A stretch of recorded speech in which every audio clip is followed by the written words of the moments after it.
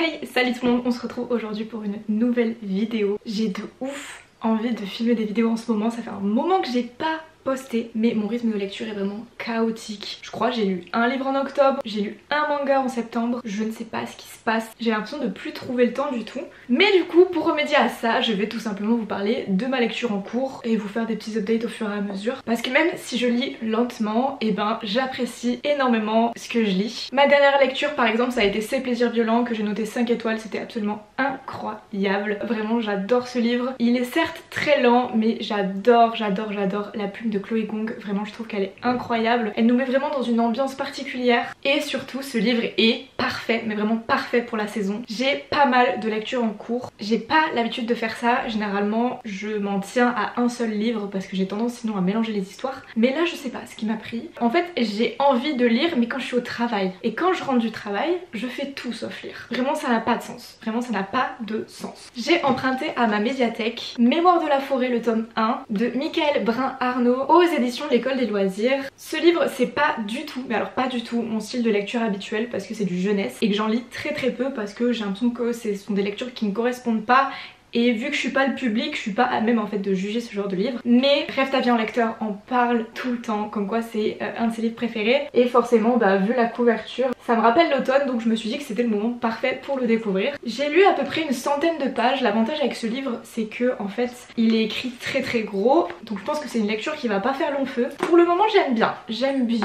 Faut que je m'habitue à ce style de lecture qui va vraiment à l'essentiel. Voilà, il n'y a pas un énorme world building, mais on voit que c'est une histoire qui est quand même très recherchée. On y suit Archibald de Renard du coup, qui tient sa petite librairie. C'est une librairie qu'ils ont dans la famille depuis des générations et des générations. Un jour, Ferdinand Taupe va se rendre dans cette librairie parce qu'il est en train de perdre ses souvenirs et il a envie en fait de se rappeler de son histoire. Donc il aimerait récupérer le livre qu'il avait déposé il y a moultes années pour du coup se rappeler des choses qu'il a faites dans sa vie et aussi les personnes qu'il a aimées. Le problème c'est que le seul exemplaire a été vendu il y a quelques jours et Monsieur Renard ne se souvient plus à qui il l'a vendu. Ils vont se lancer dans une quête pour retrouver les mémoires de Ferdinand Taupe et ils vont découvrir tout plein de choses. Voilà, c'est très mimi, pour l'instant j'aime bien. Il faudrait que je continue ma lecture, franchement c'est très cool. Et le dernier livre que j'ai acheté et que j'ai commencé tout juste hier, il s'agit de Assistant to the Villain de Anna Nicole Mara. Franchement c'est très sympa, Au début j'étais un petit peu sceptique parce qu'en fait on va suivre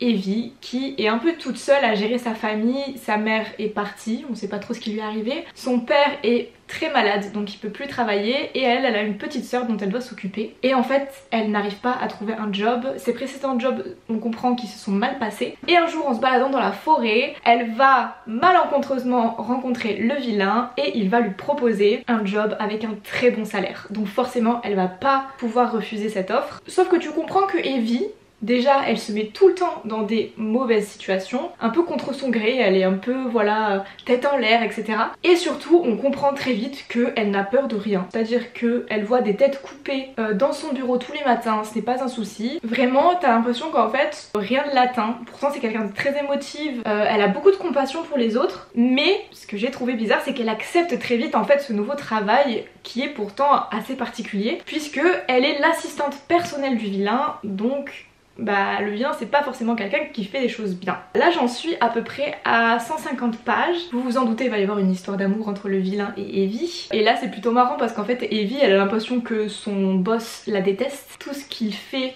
elle l'interprète comme quelque chose de mal, alors que non en fait lui il est super attaché à elle mais il veut pas le montrer. Donc en fait le fait que des fois il soit hyper froid c'est parce qu'en fait elle lui fait quelque chose. Donc voilà, franchement très hâte. Je trouve que pareil c'est un livre parfait pour la saison. Je pense qu'il va se lire très vite, donc j'ai trop hâte de continuer. Il fait quand même 400 pages hein. Il paraît pas gros comme ça mais je pense qu'il va y avoir vraiment du croustillant quoi, donc c'est tout ce que je demande. Je viens de finir Mémoires de la forêt. Écoutez, le mot qui définit le mieux ce roman c'est trop mimi.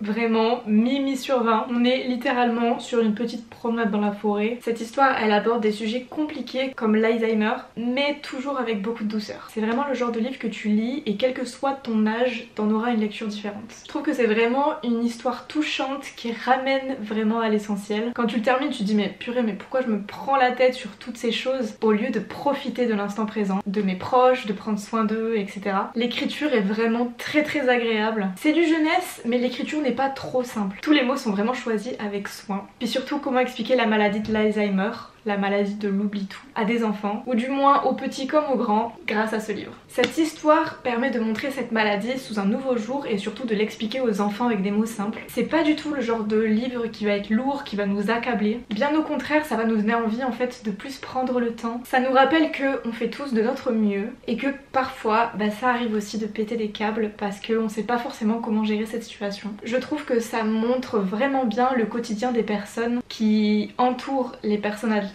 de l'Alzheimer et qui bien souvent se sentent démunies. C'est vraiment un livre à lire confortablement installé au coin du feu sous un plaid avec une bonne tasse de chocolat chaud. C'est vraiment un livre jeunesse de qualité que je vous recommande.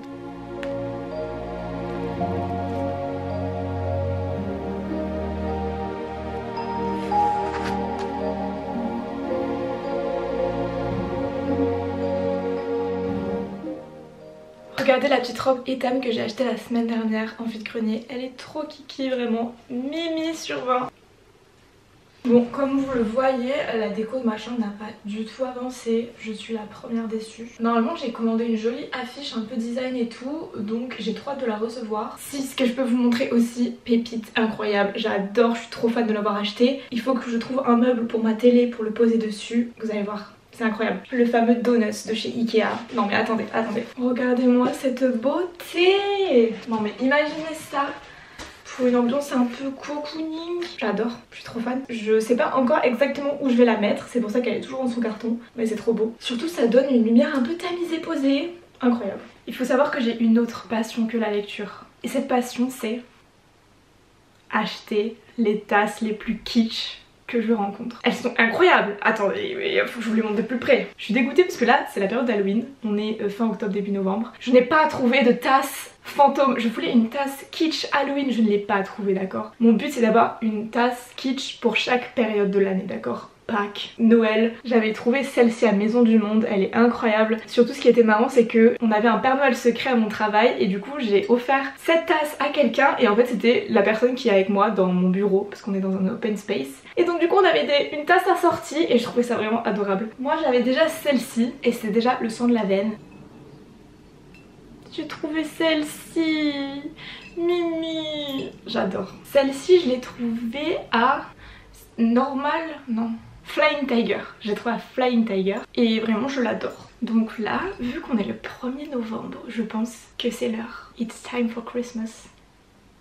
J'ai trop hâte, je vais la montrer à tous mes collègues et j'espère qu'ils vont l'adorer. J'en profite, je continue de vous montrer mes autres achats. Regardez les collants incroyables que j'ai trouvés à... Mais la mémoire madame, ça va pas du tout là. Stocomanie, je les ai trouvés à Stocomanie. Je veux faire exactement ce genre de look. Ça va être trop beau. J'espère que je vais réussir, mais trop original en fait. Ma passion, ma vie. Alors par contre, j'avais acheté des collants en dentelle blanche, je ne les ai pas encore portés. J'espère que ceux-là je vais les porter plus rapidement parce que les autres ça fait déjà un petit moment que je les ai achetés. Mais j'ai trop hâte. En fait il faut que je trouve quelle jupe, enfin quelle couleur vont avec le bordeaux. Je vois bien genre une petite tenue grise ou quelque chose comme ça. Mais je vais essayer de les porter cette semaine à l'école, ça va être mon objectif. Et si je les porte, je vous les montre. Ensuite, pareil en vide-grenier, le même jour où j'ai acheté cette jolie robe, j'ai trouvé des beaux bracelets comme ça pour l'été. Je trouve ça incroyable. Mon but c'est d'en avoir plein aux 2 bras parce que je n'aime pas être dans la demi-mesure. Trop beau, j'adore. Par contre, ça fait vraiment beaucoup de bruit donc je peux pas mettre ça au travail. Mes petites sorties entre copines pour aller faire les magasins ou quoi, ça le fera. Ensuite j'ai trouvé celui-là, mais regardez comment il est beau. Il est incroyable, en plus il est bleu, un peu en mode nacré. Je le trouve trop beau, incroyable. Ensuite j'ai trouvé ce petit bracelet absolument trop mignon, mais il est un peu cassé donc il va falloir que je le répare. J'ai un nombre incalculable de bracelets à réparer mais je ne trouve pas le temps. Regardez comme il est trop beau. J'adore vraiment les pierres avec plein de reflets comme ça. Bon vous voyez que du coup il y a des bouts qui sortent donc je peux pas le porter à l'heure actuelle, mais je vais y remédier. Et le dernier bracelet que j'ai acheté, sachant que tous ces bracelets je les ai payés quoi entre 50 centimes et 2 € à tout casser. Donc pour le coup je me suis vraiment pas ruinée. Vraiment si vous recherchez des petits bijoux super mignons, n'hésitez pas à aller voir dans des vides-greniers ou des brocantes. On peut vraiment trouver plein de pépites. C'est hyper amusant en plus de devoir fouiller et tout. Et surtout genre personne n'aura la même chose, c'est vraiment unique. Et le dernier il sera pas au goût de tout le monde. Il est comme ça, je le trouve trop beau. Pour un petit effet plage, trop bien. My love. Ok, si je dois faire un premier update, je trouve que c'est un livre qui se lit super vite. Genre vraiment, l'écriture n'est pas compliquée, voilà, on va assez vite à l'essentiel. Mais je sais pas pourquoi j'arrive pas à être dedans. Genre vraiment, en fait, je lis, mais ce que je lis, tu me demandes genre demain d'en reparler, je ne me souviendrai de rien. Je sais pas, genre ça prend pas en fait avec moi. Je ne comprends pas pourquoi, pourtant je suis hyper bon public, j'adore rire, vraiment j'adore rigoler. C'est genre plus ou moins facile de me faire rire dans la vraie vie. Mais là en fait, j'ai trop l'impression que on fait exprès de me faire rire et donc en fait bah je rigole pas. C'est le comble quand même. En fait j'aime pas parce que je sens que je suis en train de lire et j'aime bien quand je suis vraiment transportée dans l'univers et que je m'en rende plus compte, limite c'est comme un film. J'ai regardé le vlog de Steph de Piketty Bookin qui l'a lu et en fait j'ai un peu le même avis qu'elle. J'ai vraiment l'impression en fait d'être dans une telenovela, certes un peu genre ambiance Dark Academia avec un vilain, des méchants, un crapaud qui parle, mais en fait à chaque fois que quelqu'un va faire une blague, bah derrière va y avoir des gens qui rient ou des gens qui applaudissent de la blague. C'est hyper surjoué, c'est hyper pas naturel en fait. Tout est hyper cliché. Il y a je sais pas combien de fois décrit que le vilain est super beau, que ses vêtements mettent ses biceps en valeur, blablabla. Et en fait ce qui me dérange je pense c'est que j'ai l'impression que leur attirance entre les deux, entre Evie et le vilain est vraiment purement physique. On les voit pas vraiment interagir, on les voit pas vraiment se livrer sur des choses qu'ils ont vécues. Il y a assez peu de communication en fait finalement entre eux, même sur leur passé, ce qui s'est passé. Alors je veux bien qu'on garde un peu de mystère, mais là en fait moi ça m'empêche en fait de m'attacher à eux. Et en fait surtout bah du coup le traitement de faveur qu'a le vilain envers Evie, bah je le comprends pas. Pour moi il vient un peu de nulle part. Là j'en suis à un passage où Evie elle a démissionné pour une raison que je ne vous dévoilerai pas, et comme par hasard il y a que elle qui sait comment tout fonctionne dans le château alors que ça fait que 6 mois qu'elle est là la poulette. Elle s'est rendue comme par hasard indispensable. Enfin je veux bien mais voilà quoi. On va voir pour la suite parce que du coup il y a une petite enquête, il y a quelqu'un qui essaye de tuer le vilain et on sait pas qui parce que cette personne est au courant des moindres secrets et des moindres plans démoniaques du vilain et du coup ça veut dire qu'il y a une taupe. Et du coup ils vont essayer de découvrir qui est la taupe. Et pareil, genre là des fois ils disent non c'est impossible que ce soit cette personne. Mais ils disent pas genre pourquoi. Et lui le vilain il dit juste non mais j'ai trop confiance en elle, ça peut pas être elle. C'est exactement le but d'une taupe, c'est que tu lui fasses entièrement confiance et qu'elle te trahit, elle te plante un couteau dans le cœur. Enfin je sais pas, il y a des trucs en fait c'est pas logique. Donc voilà, je vais quand même continuer. Je pense que je vais le finir aujourd'hui. Et voilà, je vous en dirai des nouvelles.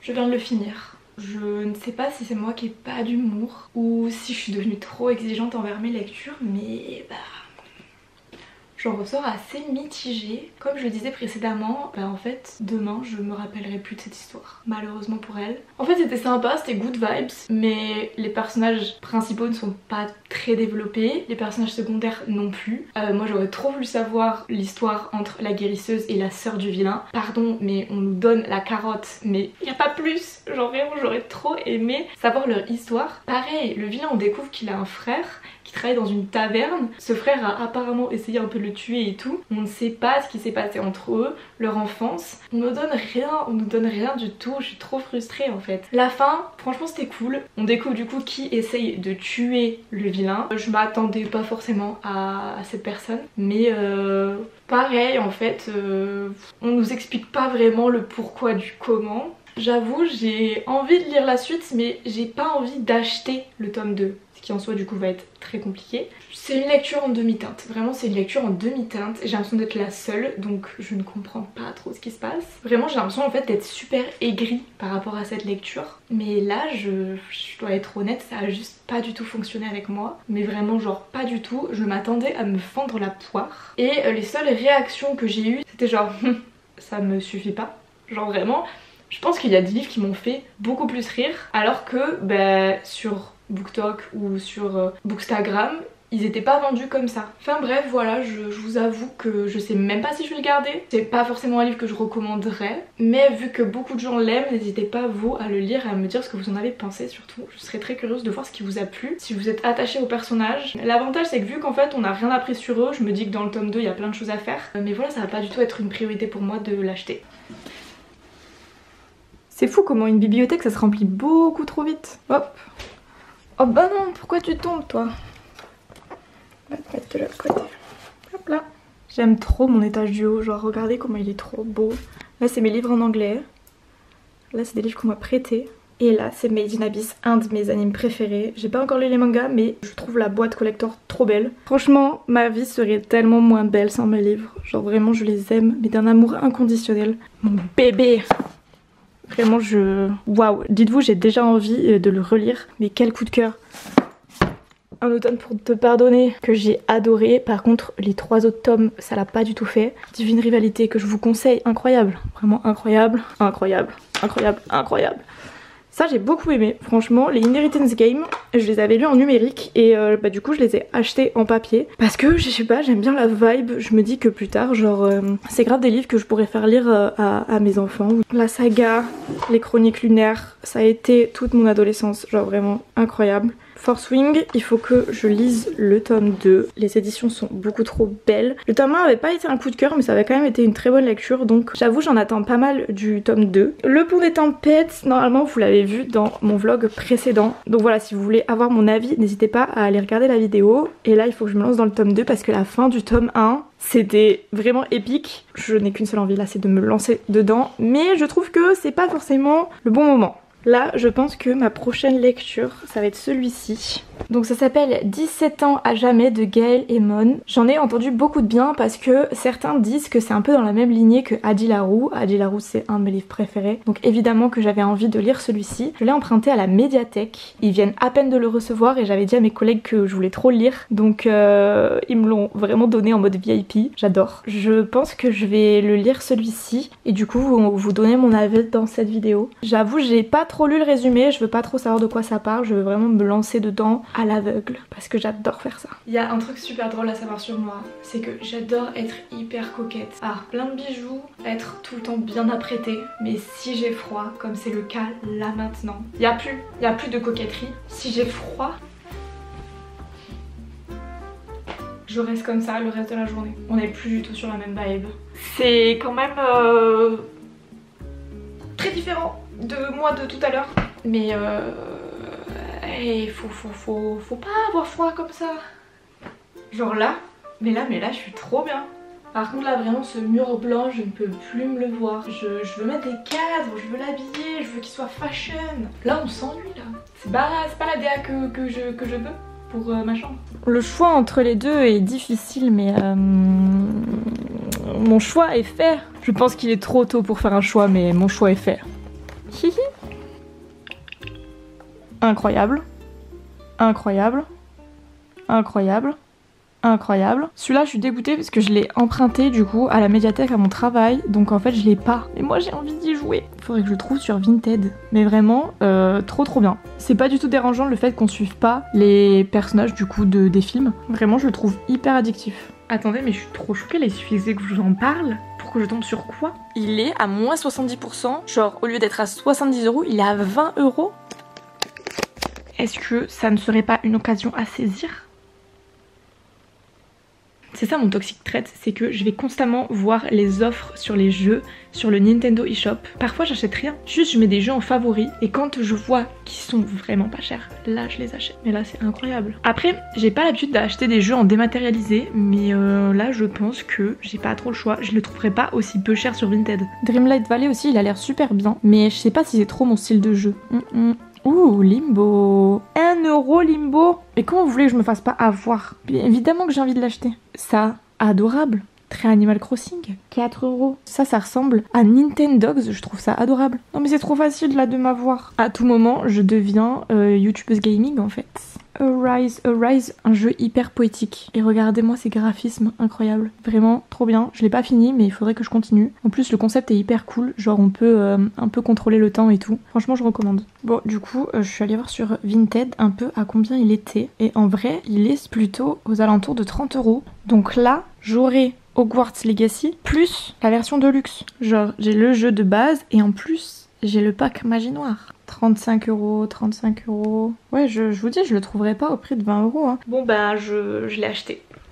je suis trop contente. Ça c'est grâce à vous ça c'est grâce à vous, donc merci, vous m'avez porté chance. Bon du coup pendant que ça se télécharge, oui j'ai aussi acheté un autre jeu. Je suis prise la main dans le sac. Ce jeu j'avais essayé la bande démo et genre comment vous dire que j'étais addict. Mais vraiment, j'étais dégoûtée quand on m'a dit que j'avais fini la bande démo parce que j'aurais pu jouer je pense 3 jours d'affilée sur ce jeu tellement c'est bien. Il faudrait que je vous montre un peu le gameplay, peut-être pas dans ce vlog mais dans le prochain parce que la semaine prochaine en plus c'est un week-end de 3 jours. Je vais chez de la famille donc je vais prendre ma Switch et je vous montrerai ça. Incroyable. En plus il était à 6 € donc je pouvais pas laisser passer ça. Mais du coup je disais pendant que ça télécharge je vais en profiter pour commencer le montage de cette vidéo. Bon au final c'était pas prévu mais j'ai fait à peu près 1 heure de montage et après je suis allée à Toulouse pour un shooting. Les photos vont être incroyables sauf que du coup j'ai pas joué à la Switch. J'ai pas lu 17 ans à jamais. Vraiment je l'ai pas commencé. Sauf que là il est 20 h déjà. J'ai qu'une seule envie, c'est d'aller me démaquiller, me doucher, manger bien évidemment. Et voilà, journée